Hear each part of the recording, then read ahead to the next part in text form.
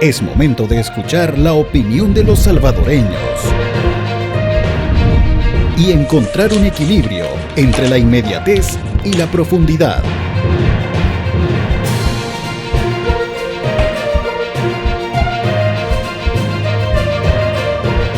Pulso Ciudadano. Buenas noches, bienvenidos a un programa más de Pulso Ciudadano. Hoy estamos a través de las señales del canal 21 y 19 del Grupo Megavisión. Soy Julio Valdivieso y hoy vamos a hacer un análisis de lo que está sucediendo en el ámbito político, económico y de seguridad del país. Es por eso que doy la más cordial bienvenida a nuestros invitados, los analistas políticos Luis Fronteras y Marvin Aguilar. Sé que muchos ya están gozando de las merecidas vacaciones de Semana Santa, por eso queremos darle el agradecimiento por el esfuerzo que han hecho ustedes por movilizarse en estos días de vacaciones. Luis, buenas noches. Sí, buenas noches, Julio, buenas noches a tu audiencia. Marvin, un gusto estar aquí con ustedes y ya listos para el análisis de coyuntura. Saludos. Bien, quiero poner en contexto primero la parte política, dijéramos. Estamos a menos de un año para las elecciones del 2024. ¿Cómo ven ustedes la posibilidad de los partidos políticos para la presidencia de la República? Porque vamos a elecciones para presidentes, diputados, alcaldes y diputados al Parlamento. O sea, 4 elecciones diferentes, pero empecemos por la menos complicada, es decir, la de alcaldes y diputados. ¿Cómo ven ustedes que los partidos políticos, su situación, de acuerdo con las encuestas, prácticamente fuera de Arena y el FMLN, no hay opción? Mira, al final, Julio, yo pienso que las encuestas que hemos estado viendo las últimas semanas, últimos meses, difícilmente le dan cabida a que en el caso de Arena, el FMLN, puedan volver a recuperarse electoralmente. Yo lo veo bien difícil y por el contrario, yo veo que su atomización va a continuar aún más. En el caso de Arena, que creo que es el principal gran perdedor, porque antes inclusive de la elección la última elección de Nuevas Ideas, donde Nuevas Ideas ganó diputados y alcaldes, habían tenido una recuperación, más de 30 diputados, a quedarse después con 14, los que han renunciado recientemente. Es decir, y si nos vamos a las encuestas nuevamente, sabemos que el presidente, en este caso, el señor Bukele, el presidente Bukele, un 91% de aceptación según la encuesta de la prensa gráfica, y quieras o no, arrastra muchísimo el voto. ¿Crees que, dijéramos, el capital político que tiene el presidente de la República le puede endosar lógicamente a un planteamiento? Sí, porque al final lo que la población también ha premiado en las encuestas con buena calificación, inclusive para la Asamblea Legislativa, arriba del 7, lo cual en el pasado antes era difícil lograr esa calificación, es la gobernabilidad que le ha brindado esta nueva aritmética legislativa al presidente Bukele y también las mismas alcaldías. Es decir, con mayor celeridad se han visto muchos proyectos, a diferencia de la engorrosa burocracia que en el pasado es lo que las personas ya no quieren regresar nuevamente. ¿Me explico? Voy con vos, Marvin. ¿Le ves esperanza tú a algún partido en contra del presidente Bukele? Es decir, ya abordamos en el hecho de que la parte de diputados, el capital político que el presidente representa, le endosa a los diputados, y hay que decirlo con esa propiedad. Independientemente del planteamiento programático que pueda tener un diputado de Nuevas Ideas, el respaldo político lo endosa el presidente. Pero en el caso específico de la presidencia, ¿crees que exista un partido de oposición que pueda llevar candidatos, sabiendo las circunstancias en que se enfrentaría? Yo creo que la elección más reñida va a ser la de consejos municipales. Más que la de diputados y presidentes. Exactamente, es ahí donde está la gran competencia. Porque yo disiento un poco con Luis con lo que ha dicho, porque más allá, en esta oportunidad creo que va a prevalecer la figura de la persona que vaya de candidato para alcalde, y no va a importar el partido político. Entonces quizás el reto de los partidos políticos como Arena o el FMLN es buscar buenas figuras locales para las elecciones de alcaldes. Nuevas Ideas entendería yo que va a mantener los mismos alcaldes en su gran mayoría. Bueno, lo sabemos porque tienen que pasar las primarias. No, por eso, Sí, pero son los precandidatos naturales que pueden tener, a menos que ellos decidan no participar. Ahora, el punto es que cuando tú analizas las encuestas, hay muchas carencias en los municipios que la DON no ha podido solventar y eso les está pasando factura a los alcaldes actuales. Te puedo decir, a la alcaldía de Lolotique, en San Miguel, por ejemplo, llevaba atrasado meses en el pago de los salarios. La alcaldía de Ciudad Barrios está haciendo unas obras en el centro de la ciudad que no le gustan a todo el mundo porque ha tenido que cerrar todo el centro y eso está obstaculizando el comercio. Que eso les va a pasar factura política. Entonces exactamente, y te vas encontrando en los municipios quejas de los sectores, de la gente, específicamente de los alcaldes, sobre su funcionamiento. Ahí, digamos, ha ocurrido varias cosas en contra de los alcaldes. Inexperiencia, la falta de FODES, ¿verdad?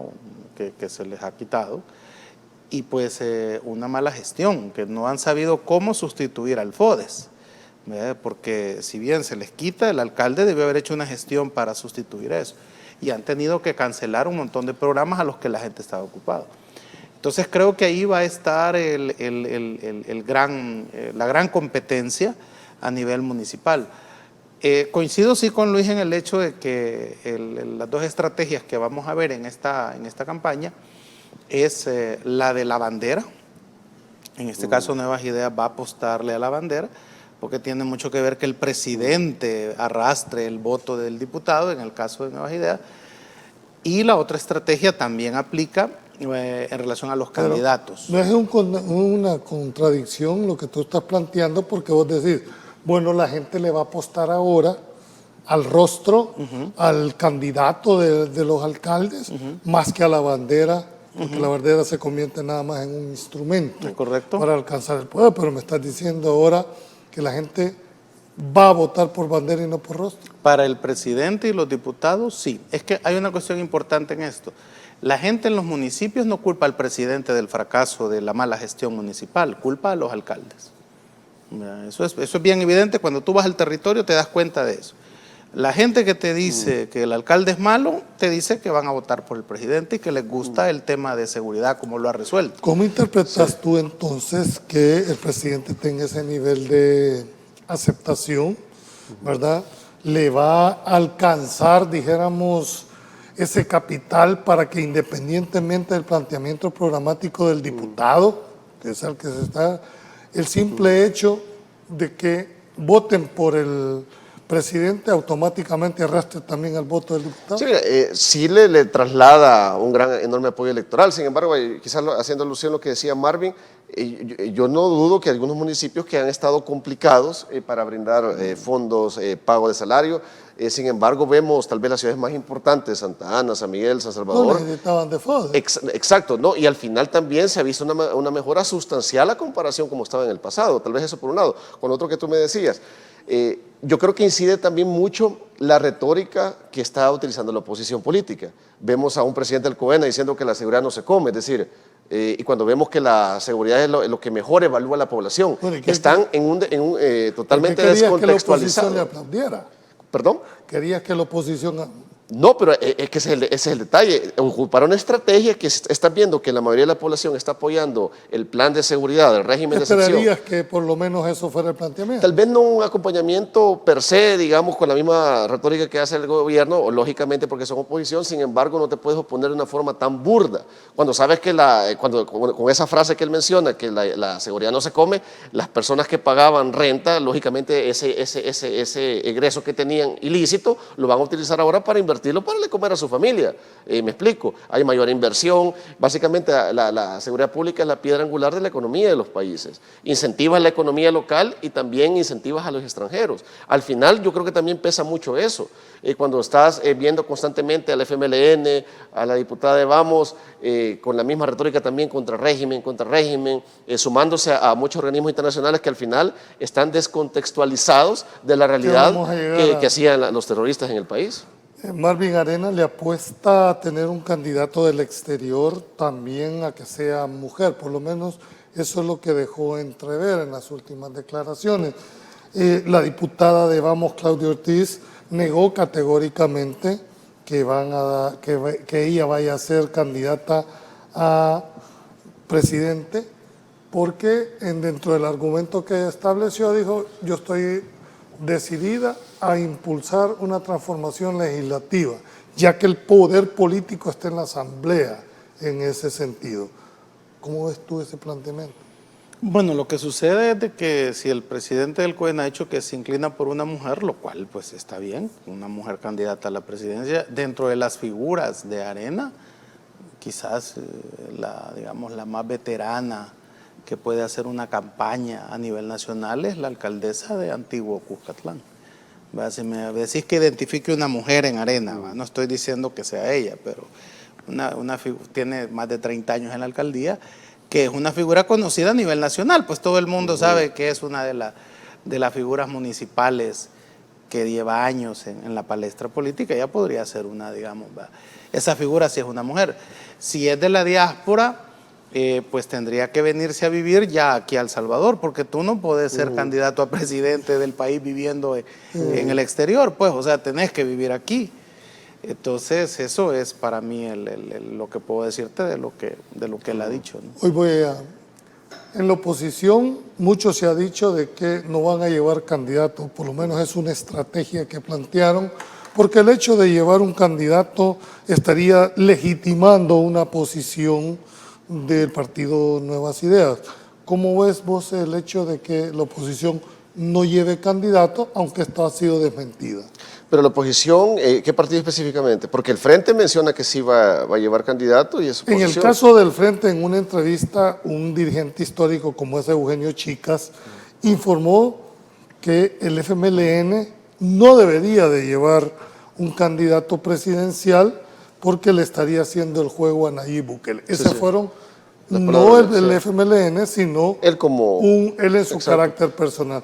¿Tú crees que si el FMLN no lleva un candidato, independientemente de quién sea, hombre o mujer, le está haciendo juego al presidente Bukele? Es que no podemos obviar de que difícilmente sea el FMLN, Arena, el partido, no hay partido actualmente político en El Salvador que sea potable también para un candidato también que aspire a ser presidente en el país. Es decir, hoy por hoy no lo hay. Difícilmente lo van a construir de cara a las elecciones del 2024.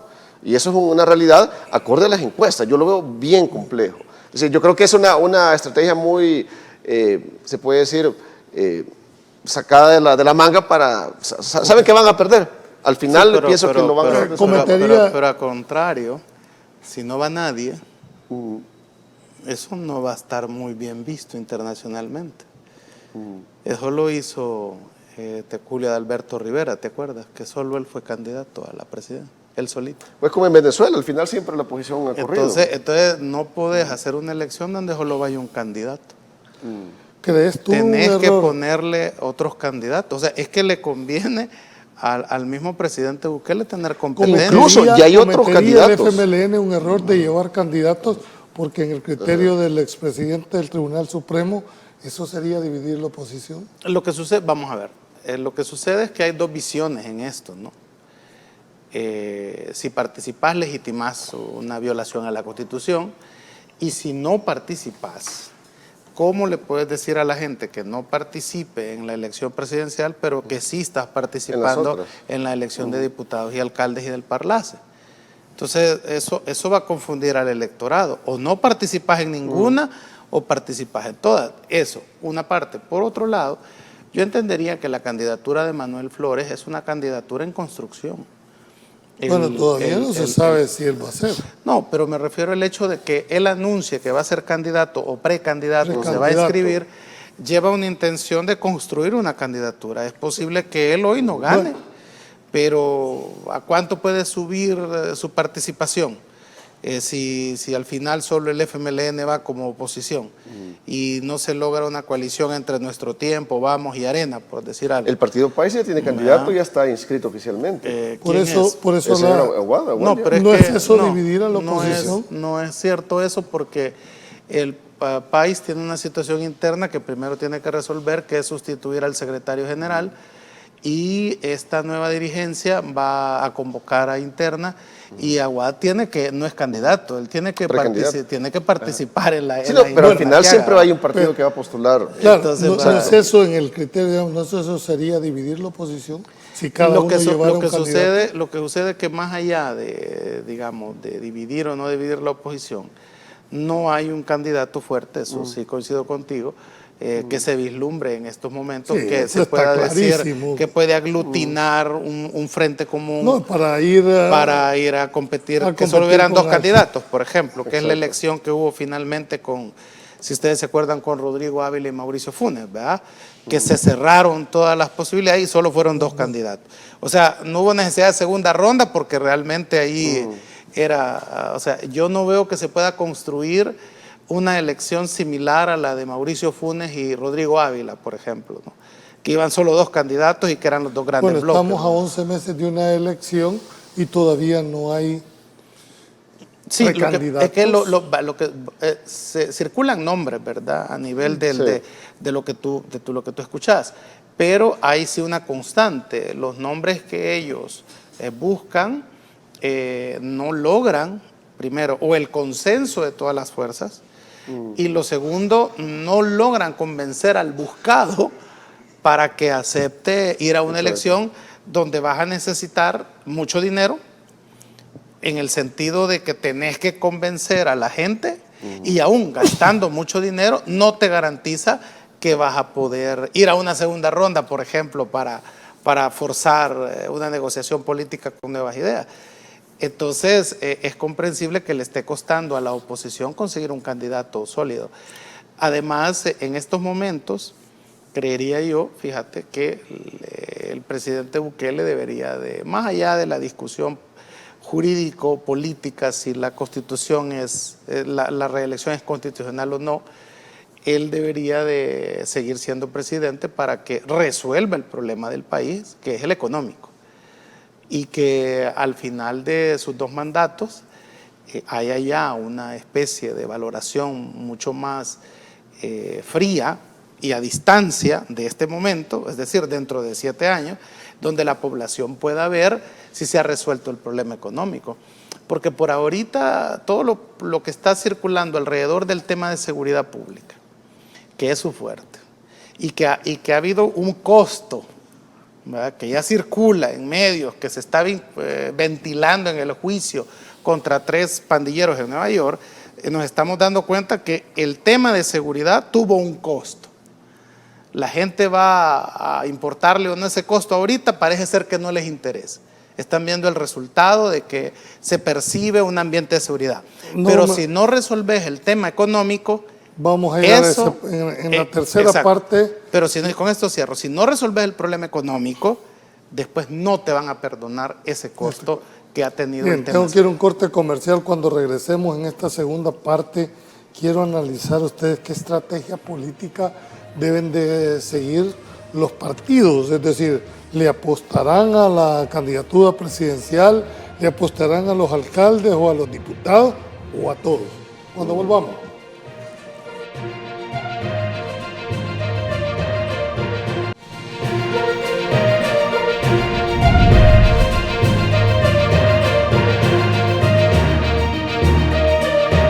Ya regresamos.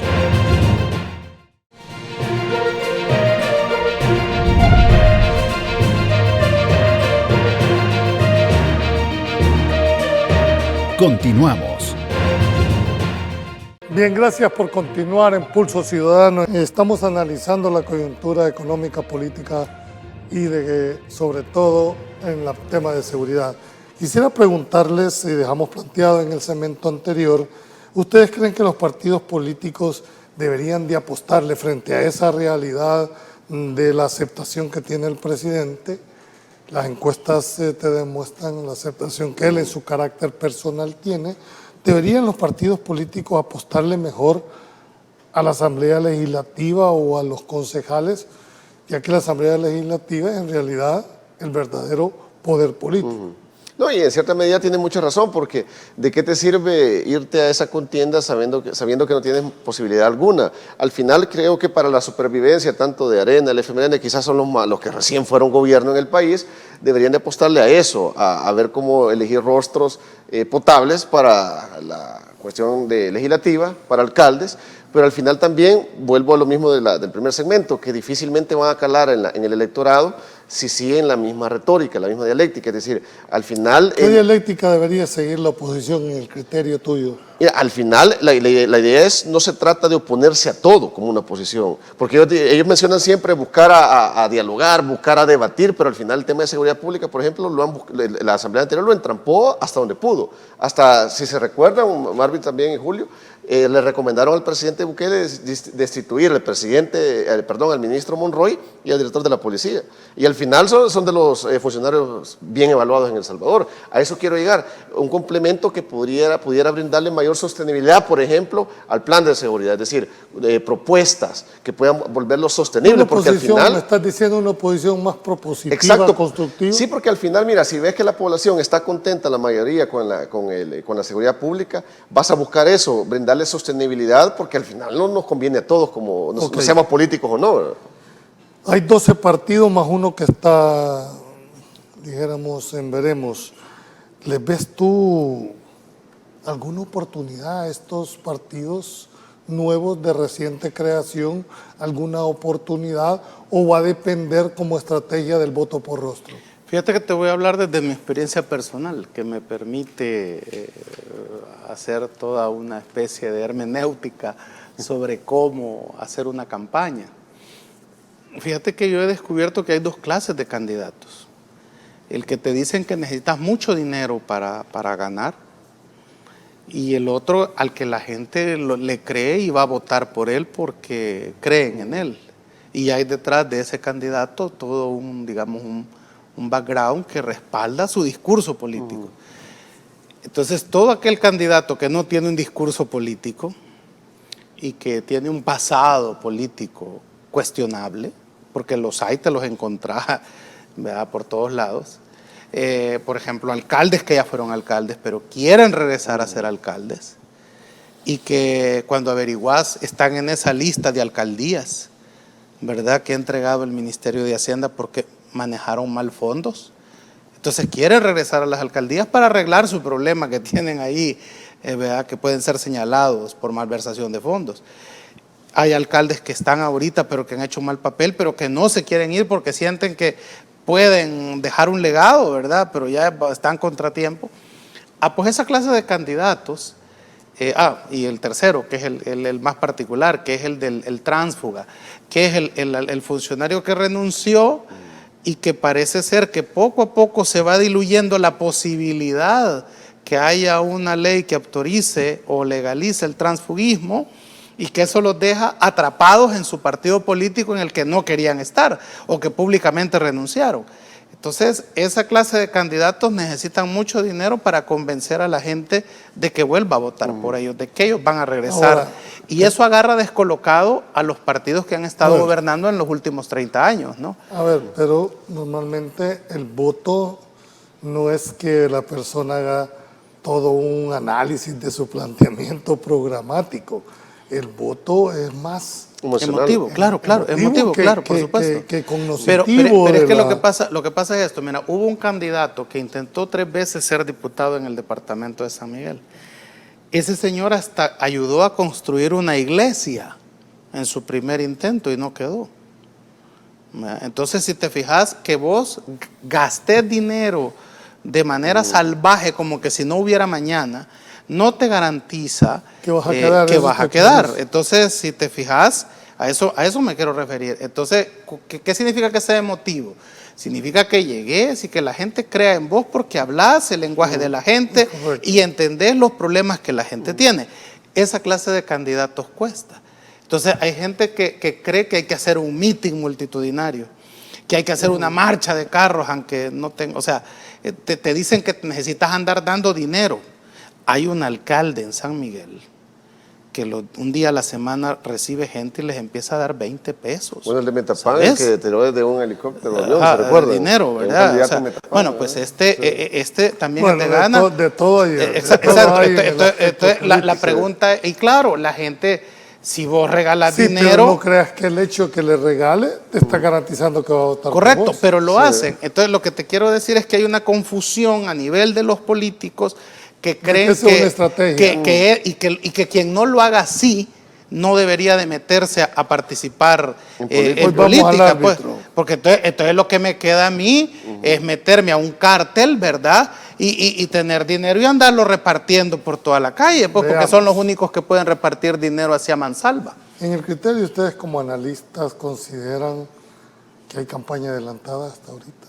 Yo pienso que siempre ha existido, es decir, somos un país en el cual siempre pero en este momento, la pregunta es si a juicio tuyo, pero si a juicio tuyo ahorita hay campaña adelantada por parte de... Pienso que todos lo hacen, desde el momento, incluso con las redes sociales se ha potenciado más todavía. Y no hay manera de controlarlo. Exacto, es más complejo. Diferente era, por ejemplo, los spots televisivos, radiales, que era algo más delimitado. Ahora escapa...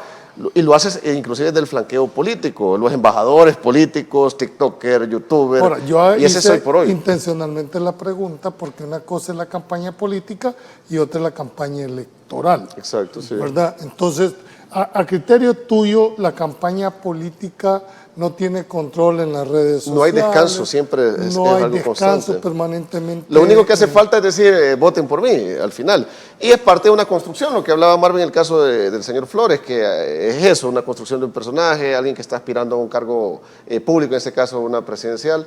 Y al final siempre con las redes sociales es complejo ahora controlar eso. ¿Debería regularse, a juicio de ustedes, las redes sociales? Te voy a decir algo, fíjate que yo creería que debería de quitarse esa prohibición, ¿verdad?, provinciana de que no podemos hacer campaña adelantada. Yo creería que debemos de estar en campaña siempre. Honduras es un ejemplo. Ahí al día siguiente de las elecciones aparece el que quiere ser candidato para dentro de 4 años y empieza a hacer proselitismo en televisión, en medios, donde sea. Porque no puedes regularlo. O sea, es decir, es como que prohibamos que tiemble o que por decreto eliminemos la pobreza, no se puede, ¿verdad? Entonces, igual la campaña adelantada en la medida que hay redes sociales, hoy por ejemplo era TikTok y Facebook, ¿verdad?, pero hoy es Twitch.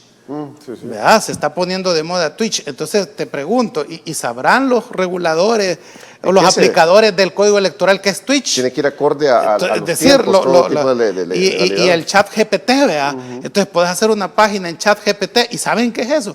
Y entonces, es decir, es complicado. Entonces, dicho esto, yo creería que no debería haber, ¿cómo se llama?, regulación a eso que se llama propaganda adelantada.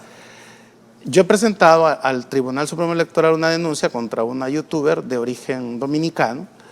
Pero tú la denunciaste. Claro, precisamente porque en mi opinión viola 2 artículos de la ley electoral, que es que un extranjero no puede meterse en los asuntos internos del país. Si se critica que Norma Torres se metiera en política. Con el agravante de ser senadora. Exactamente, entonces también una que es de República Dominicana. Yo así lo veo, si vamos a criticar eso, debemos de criticar todo. Bueno, depende del planteamiento. Y lo otro es que, no, desde mi posición, y lo otro es que ella hace, de acuerdo a las sentencias de la Sala de lo Constitucional, propaganda adelantada, porque resulta que hacer propaganda adelantada no solo es pedir el voto. ¿Propaganda adelantada para quién? Propaganda adelantada no solo es pedir el voto, también es, dice la Sala de lo Constitucional en una sentencia, pedir o denigrar a otro que va a ser candidato. ¿Ya? Entonces, allí no es que ella está pidiendo el voto para alguien, ahí ella está pidiendo que no voten por alguien, y eso también es propaganda adelantada. Quiero ver, porque no podemos dejar de ver este tema, ¿cómo catalogan ustedes la denuncia que hace algunos días una diputada, no sé, creo que fue de Arena, ¿verdad?, en donde acompañan un video y dice que ella fue sujeta de bullying? ¿Cómo ven ustedes eso? ¿Consideras que eso fue un bullying? Mira, así como en otras ocasiones se ha dado eso, no solo en la Asamblea, yo pienso que también a nivel de alcaldes, las redes sociales también se han convertido en instrumento para eso. Pienso que lógicamente no debe de existir. Debería regularse a tu criterio. Exacto, sí, mira, porque al final los funcionarios también se supone que por algo, por una cuestión ética, no solamente por el planteamiento programático están en la asamblea o por una cuestión académica, sino que también por, en cierta medida, ser ciudadanos que den un cierto ejemplo. Al final se busca mejorar el nivel de debate en el país. Si buscamos un desarrollo como salvadoreños, pienso que no solo en el ámbito económico de seguridad, sino que también a nivel político, a nivel intelectual, es decir, generar debate. Eso ya es como bien bajero, diría yo, estar haciendo ese tipo de situaciones, sea el partido que sea. Pienso que al final no podemos ir en consonancia con, por ejemplo, hablar de políticas de prevención de la violencia contra la mujer si hacemos esto, ya sea el partido que sea. Es decir, no se trata de ponerle nombre, sino que al final es buscar una erradicación de ese tipo de flagelos, porque, vuelvo a lo mismo, elevar el debate político en el país. Se cambió una asamblea legislativa porque ya el hartazgo era masivo en el salvadoreño, y no se espera más de lo mismo. Al final yo pienso que se trata de eso, ir avantes hacia un desarrollo en el ámbito político como debe de ser. ¿Consideras tú que a estas alturas del partido deben de tener una altura? El punto es cómo le respondemos al opositor político. Y esto te lo digo que cuando Abigail Guerra, la youtuber dominicana, hace un corto sobre mí lleno de mentiras, advirtiendo pero que va... derecho de respuesta. Sí, no, claro. No, y lo hice. Entonces, fíjate que nos sentamos con el equipo, vaya, ¿cómo hacemos para que no parezca que yo soy misógino o que puedo en la respuesta no ejerza violencia contra la mujer? Sí. Entonces, discutimos eso, ¿verdad? Entonces, ¿qué le contesté? Le dije que ella no era salvadoreña. Eso no es violencia contra la mujer.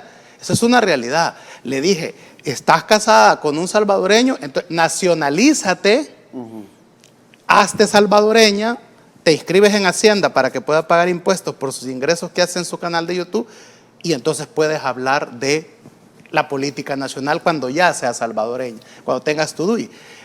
Yo creo que el problema ahí es cómo le respondes a la oposición.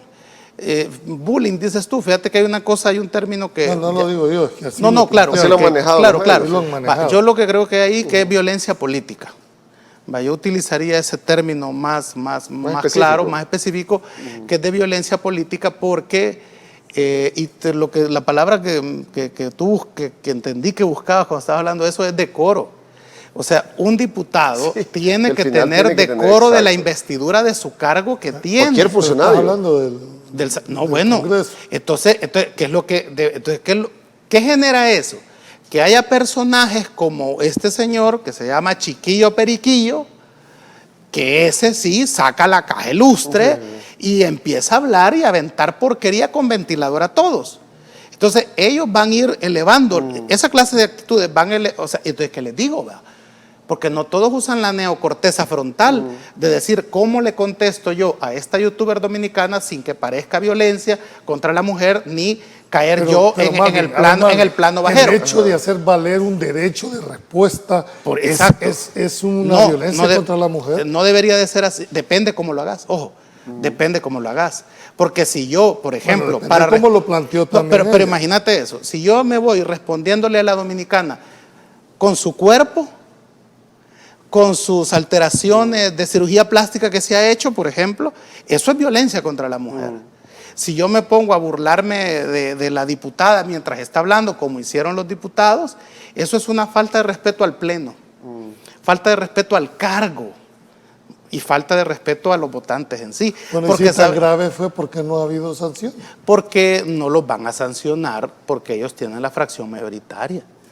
No, pero eso no, el hecho de que la tenga no implica lo que tú Bueno, entonces alguien tendría que ir, ¿sería esto al Tribunal de Ética? Y establecer denuncia formal, porque creo que no ha habido formal. Sí, no la ha habido. Alguien tendría que ir al Tribunal de Ética Gubernamental, revisar ahí si ha habido, digamos, violencia política. Al caso tuyo, me interesa ver cómo planteas tú, ya me declaraste que si ambos coinciden en que hubo falta al decoro. Y no solamente en ese caso, ha estado habiendo. Y violencia política. Y fíjate que quisiera retomar lo que dice Marvin. Es muy cierto, ya que mencionas este personaje de Periquillo, el hecho que existen las redes sociales y no hay una regulación específica, ha ampliado esa degradación también. Sí. Del momento que estamos acá los tres y en otros programas televisivos, en cierta medida se supone que vamos a hacer la diferencia en cuanto al análisis, el respeto. Sí, es correcto. De eso se trata, pero hemos llegado a un punto, y en eso han caído también muchos funcionarios en otros países, no solamente acá, de caer en ridiculeces, en burlarse de la oposición,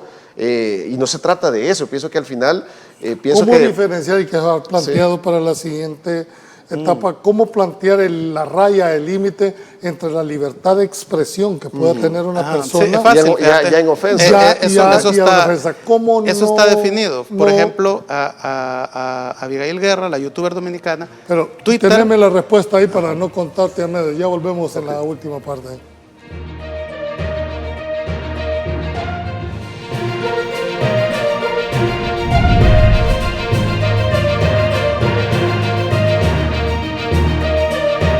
Ya regresamos.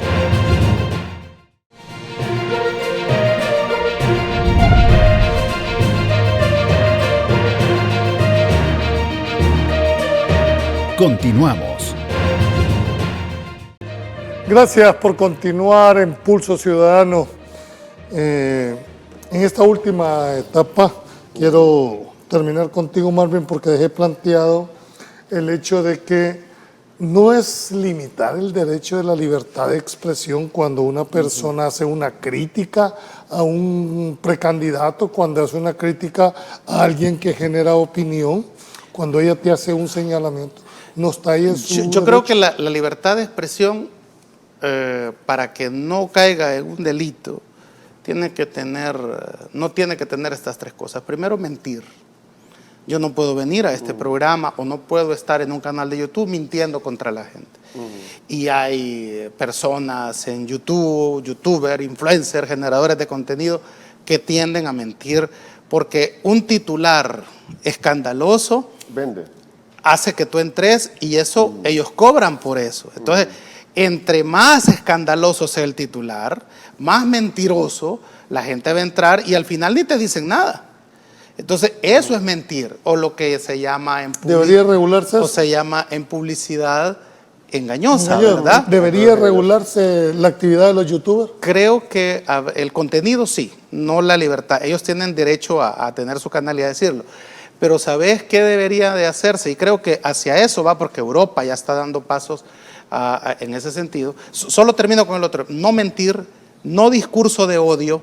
Yo no puedo usar esta plataforma o ningún canal de YouTube o Twitch o Twitter para incitar que maten a los turcos, a los negros, a los indios. O sea, eso es un discurso a las minorías sexuales. ¿Y cuál es la tercera? Y la tercera es la violencia política o la violencia de todo tipo. En el caso particular tuyo, ¿no reúnen esos tres requisitos? Por ejemplo, ella mintió. De los tres, ella ¿Vas a mintió. proceder legalmente a demandarla? Esperaría que el Tribunal Supremo Electoral, que ahí está presentada la denuncia, tiene con esta denuncia que yo he presentado la oportunidad de sentar un precedente de cómo va a tratar estos casos, que es lo más importante. ¿No te vas por la justicia ordinaria? No, dijéramos? porque entendería yo que es de materia electoral, que es lo que tú me decías de regular. Fíjate bien, yo no creo que por decir algo un youtuber deba de ir preso.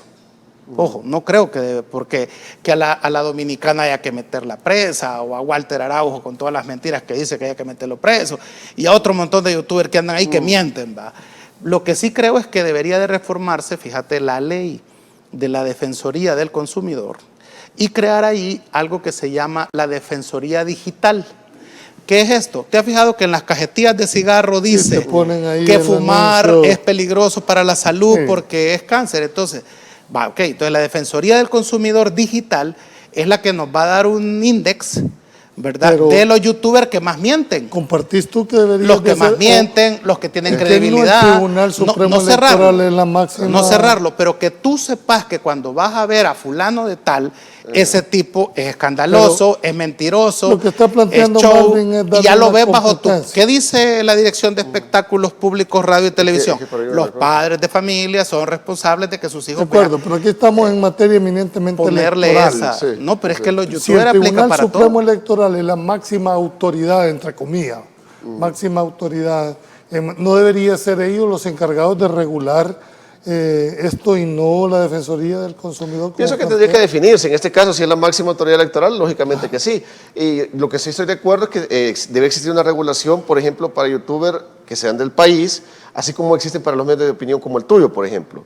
Que si uno de nosotros u otro invitado... público, ¿no? Exacto, es decir, están regulados. ¿Por qué otra? Si están generando contenido y al final están difamando, también es un delito, tú lo sabes como abogado. Al final yo pienso que, así como se reformó las nuevas tipificaciones al Código Penal para los pandilleros, también debe ir acorde a la parte electoral, acorde a los tiempos también. Es decir, con tantas plataformas, redes sociales, digitales, que pienso que todavía no hemos dado un avance en el marco jurídico para tenerlo controlado. ¿Sabes qué debería ser? La Defensoría debería de remitir, esto es de tema electoral, va al Tribunal Supremo.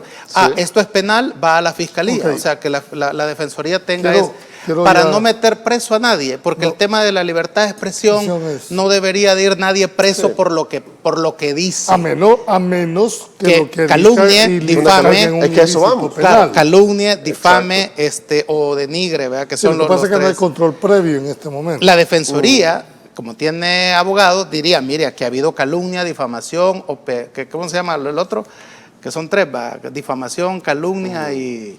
Habría que definir, va a decir la Defensoría, pero al final tiene que haber una entidad que regule eso, porque... Y que la distribuya al Tribunal Supremo Electoral si es electoral y a la Fiscalía si es penal. Dijéramos esta parte de valoración política y no puedo terminar este programa sin hacer el análisis. Cumplimos un año con el régimen de excepción, ¿verdad? El 27 de marzo se cumplió específicamente. ¿Considera que ha logrado llevarse tranquilidad a ustedes, a la población, a través del régimen de excepción? Sí, yo lo he planteado en otros programas, que el Plan Control Territorial ya venía disminuyendo. Estamos hablando del régimen de excepción. No, pero a eso quiero llegar. Ya venía con una disminución continua y el régimen de excepción vino a darle un acelerador al plan de seguridad del gobierno actual. Al final se necesitaba algo con mayor celeridad que brindara esa estabilidad, esos territorios que antes controlaban las pandillas, que en seguridad ciudadana se le conoce como estados vacíos, porque el Estado no puede brindar seguridad pública. Marvin, y sí lo ha hecho. ¿Tú compartís que el régimen de excepción ha sido el instrumento que le ha permitido, dijéramos, al Estado y específicamente a las autoridades de seguridad pública alcanzar esos niveles? Yo he revisado los números, ¿sabes? Cuando se ha establecido en encuestas qué opina la población. Y es lo que he venido, me alegra porque cuando reviso los números en los muestreos, es lo que he venido diciendo siempre, si tú te acuerdas. 80% está de acuerdo con el estado de excepción. Pero esta arma que el Ejecutivo necesita para contener a las pandillas, que hay que dársela mientras la pida. Cuando le preguntas a la gente, ¿y usted cree que debería de arrestarse a la gente y no decirle a sus familiares dónde está? Baja hasta el 40%, el 15%. ¿Cree usted que debe de ser suelto antes de los 15 días? ¿Que debe tener derecho a la defensa? ¿Que el que es inocente debe de salir rápido? Entonces ahí vas viendo que ese 80 empieza a bajar. ¿Qué es lo que yo he dicho a lo largo de todo este año cuando hemos abordado el tema del estado de excepción? Es que hay que dárselo al Estado, que está bien, pero que esto no es un cheque en blanco para que se violen los derechos humanos y que quien viole los derechos humanos va a llegar el momento en que va a tener que responder por eso. Normalmente el régimen de excepción, como su nombre lo indica, es excepción y no la regla. ¿Consideran ustedes como analistas que con las leyes secundarias que se han dado es necesario seguir manteniendo el régimen? ¿No es suficiente que con la legislación secundaria está garantizada la continuidad? Sí, las modificaciones al Código Penal han sido fundamentales. Yo soy de la idea del análisis también que ya debería comenzar a focalizarse. Pienso que lo podría hacer de esa forma o a nivel nacional. De ser lo general. Exacto. Por ejemplo, Honduras lo ha hecho de forma focalizada en 70 municipios. Sin embargo, una realidad diferente, allá estaban más distribuidos y de mayor territorio. Sin embargo, el país nos ha favorecido que es pequeño territorialmente. Sin embargo, así como se hizo los cercos militares, criminológicamente deben de establecer de una forma técnica qué tan viable es seguirlo a nivel nacional y ya solo quedarse con zonas específicas. Al final pienso que también se está manejando de esta forma porque indudablemente como rédito político le ha traído muy buen apoyo al gobierno. ¿Qué opinas? ¿Se violan los derechos humanos en El Salvador? Ha habido muertos en las cárceles, reconocidos incluso por el ministro de Justicia y Seguridad. Han habido presos inocentes que se han liberado, 3.300, dicho por la Procuraduría para la Defensa de los Derechos Humanos. Ha habido gente que ha llamado al teléfono habilitado para hacer falsas denuncias. Ha habido torturas adentro de los centros penales, que se ha golpeado gente. Esas son violaciones a los derechos humanos, que no las digo yo, que están documentadas por instituciones oficiales. Entonces, respondiéndote, según las instituciones oficiales, sí ha habido violaciones a los derechos humanos. Luis, en los últimos 2 gobiernos, tanto de Arena como del FMLN, murieron más de 69,000 salvadoreños. Sí, los últimos 4 quinquenios. Porque, ¿qué pasa con esas muertes? Si ahora lo extrapolamos a la actualidad en que vivimos en este momento, hay más muertes por accidentes de tránsito que por muertes como violencia social. ¿Qué decirle a las víctimas de esos 69,000? Es que eso es lo complejo. Estamos hablando de los últimos 4 quinquenios, fueron más de 71,000. Es decir, solo con Sánchez Serén fue más de 23,000 asesinatos. Por eso el discurso no cala en la oposición política cuando busca deslegitimar lo que se hace a nivel de seguridad pública. Estas ONG, organismos supranacionales, cuando vienen a abogar específicamente, inclusive en medios de comunicación de forma civilina, como Deutsche Welle, La Voz de América, que tergiversan la información sin conocer la realidad del país. A veces no se entiende por qué estos medios lo hacen. Bueno, tal vez por la oposición política sí, porque ellos no pudieron resolver o neutralizar la operatividad pandilleril como lo ha hecho el gobierno actual. Es decir, al final están neutralizando lo que ellos no pudieron hacer en 30 años, si hablamos de los 2 partidos políticos que fueron gobierno en el pasado. Y lo que decía Marvin, con respecto a los derechos humanos, mira, en todos los países del mundo siempre hay casos de que se da violentación a derechos humanos, no necesariamente con régimen de excepción. Yo te lo puedo decir, bueno, lo hemos comentado en otros programas, pues a nivel policial, yo estuve 15 años como docente en la Academia de Policía y una infinidad de casos. Para eso está la inspectoría también de la policía, individualizar cada caso. Está asuntos internos, la unidad de control de la policía. ¿Por qué no menciono esto? Un ejemplo, vaya, los protocolos de actuación de uso de la fuerza de la policía muchas veces es complejo. Caso específico de uno que había sido alumno mío, por ejemplo, una técnica de neutralización que él, respetando lógicamente, ya había un uso de fuerza contra él busca derribarlo y en ese forcejeo se le destraba la parte de la clavícula. El abogado de la víctima lo estaba demandando por no sé cuánto y ese no es que fuera abuso policial, es decir, en ningún momento le metió 3 balazos y el otro estaba desarmado. Sí, no, son situaciones bien complejas. Al final, ¿por qué hay más pompa ahora? Por el mismo régimen de excepción. Al final también el trabajo que está haciendo la policía no es nada fácil. Para finalizar, ¿tú crees que debería de focalizarse, te entiendo, y evitar que las críticas que le hacen al gobierno por estar en un régimen de excepción se pudieran minimizar? Fíjate que yo no le enfocaría tanto en la parte política, sino que a nivel técnico y a nivel criminológico sería buena la focalización. Sin embargo, veo que a nivel político no le afecta esa crítica al gobierno. Y al final pienso que no lo van a hacer. Más por ahí va el análisis. Pero eso no exime de responsabilidad penal. Yo entiendo. O sea, porque pareciera ser que estás diciendo maten al que quieran y no hay problema. No, lo que pasa es que el uso proporcional y diferenciado de la fuerza ya está establecido en la policía. Es decir, no se avala la tortura, no se avala... Pero ejemplo, pasa. Exacto, a eso quiero llegar. Entonces, ¿no crees que la manera de resolver y enfrentar esas críticas internas y externas es resolviendo cada caso, que te denuncien y darlo a conocer y no protegiendo, callando o silenciando? Es que eso es importante. Pienso que inclusive se debería crear una comisión, pienso yo, sería... La habló el ministro de Justicia y Seguridad en su momento, de darle respuesta a los familiares de personas que han sufrido alguna violación de derechos humanos. Pregunta abierta para los dos. ¿Qué imagen creen ustedes que envía fuera del país el hecho que vemos un año con régimen de excepción? Tanto para los que positivamente ven que han logrado más de 66,000 capturas, como el otro lado que dice también dentro de esta hay 3,000 personas, dicho por la Procuraduría, de Derechos Humanos. ¿Qué imagen crees que se envía para el país? Depende a dónde, porque si ante organismos internacionales se ve mal, ante algunos gobernantes, pero en la población de muchos de estos gobernantes se ve bien. Y ves el efecto del fenómeno interesante a nivel de estudio de ciencia política que despierta el presidente Bukele. Ya sea Colombia, bueno, que ha pasado con Colombia, esos encontronazos en redes sociales. Diferenciarse entre lo que es el mandatario y el pueblo. Sí, porque al final las poblaciones de otros países, y lo hemos visto en programas de opinión de otros países, que quieren estudiar el fenómeno que está dando acá, porque la población lo aprueba. Es decir, es difícil que un presidente en 4 años mantenga ese nivel de aprobación. ¿por qué está sucediendo? Y también le pone la vara muy alta a estos mandatarios de estos países que tal vez no están bien evaluados. Por eso te digo, depende de quién estamos hablando. Compartiste el criterio, plantea Luis, dice, bueno, depende el cristal con que lo que veas. Puede ser que para el mandatario de un país determinado no sea correcto, pero para la población de ese mismo país lo esté viendo. Lo que sucede es que tendríamos que entender el derecho internacional, creo yo, ¿no? Para saber por qué a nivel de gobiernos y de organismos multilaterales no aplauden lo que está pasando en el país. Rodrigo Duterte en Filipinas aplicaba pena de muerte sumaria a los narcos, y eso lo hizo muy popular, tan popular que su hija es la presidenta de Filipinas, ¿no? Ganó las elecciones, ¿no? Entonces la mano dura, ¿vea? Es la que predomina, ¿no? Es correcto que la gente diga mano dura, dele, maten, ¿vea? Es más, la candidata en Guatemala, la Suri Ríos, está utilizando como emblema de campaña que va a ser lo mismo que están haciendo en El Salvador, y eso la hace popular.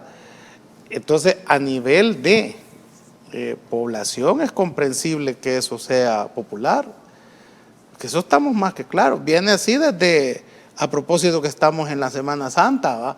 Que la gente prefirió liberar a Barrabás, ¿verdad? O sea, la gente suele tomar decisiones emotivas, como la dijimos. Aquí la gente te dice, mátenlos, pero no dicen, yo voy a agarrar un fusil y lo voy a ir a matar.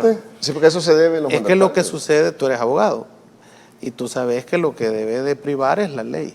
O sea, ¿queremos matar a la gente? Bueno, perfecto, reformemos la Constitución y pongamos la pena de muerte. Pero aquí no se está matando nada. Bueno, depende a quién le preguntes, ¿verdad? No, porque solo una cuestión se acá. Se supone que van 90 muertos porque en la cárcel, ¿verdad? Hay muchos medios internacionales que plantean que el régimen de excepción es invento del presidente Bukele y es de origen constitucional. No, es una herramienta que estaba ahí y nunca había sido utilizada. Pero el punto es excepcional, ¿va? Y hoy es permanente. No, lógicamente va a llegar un día que tienen que quitarlo. Sí, vaya, por con el SECOT, por ejemplo, entonces tiene los organismos internacionales que critican el hacinamiento. Después critican porque se está movilizando el SECOT sin camisa y descalzos los pandilleros, cuando sabemos que un traslado de esa índole requiere medidas altas de seguridad. ¿Puedes citar otro ejemplo en el mundo que se haya hecho así los traslados? Lo que pasa es que no lo dan a conocer como este gobierno lo ha hecho, esa es la diferencia. Entonces, eso tiene un costo entonces. Por ejemplo, en Estados Unidos ven las prisiones de máxima seguridad, donde está el Chapo Guzmán, por ejemplo. Es decir, tiene que reunir las condiciones de infraestructura, de ambientación, para evitar el escape. Entonces, ahora entenderás por qué la comunidad internacional no ve bien, porque los maltratos existen en todos lados, lo que pasa es que no los lucen. Ok, pero quiero agradecer el esfuerzo que ustedes hayan tenido en estas vacaciones, que les hemos interrumpido su descanso, su muy merecido descanso. Y a usted, amigo televidente, que ya está gozando de sus merecidas vacaciones, gracias por permitirnos entrar hasta la intimidad de su hogar. Terminamos siempre con el eslogan del programa. Nosotros presentamos los hechos de nuestros panelistas, las conclusiones las sacan ustedes en la intimidad de su hogar. Pasen buenas noches, que Dios los bendiga.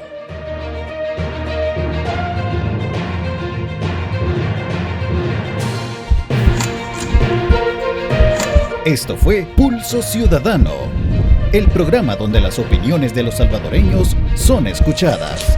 Los esperamos en la próxima emisión.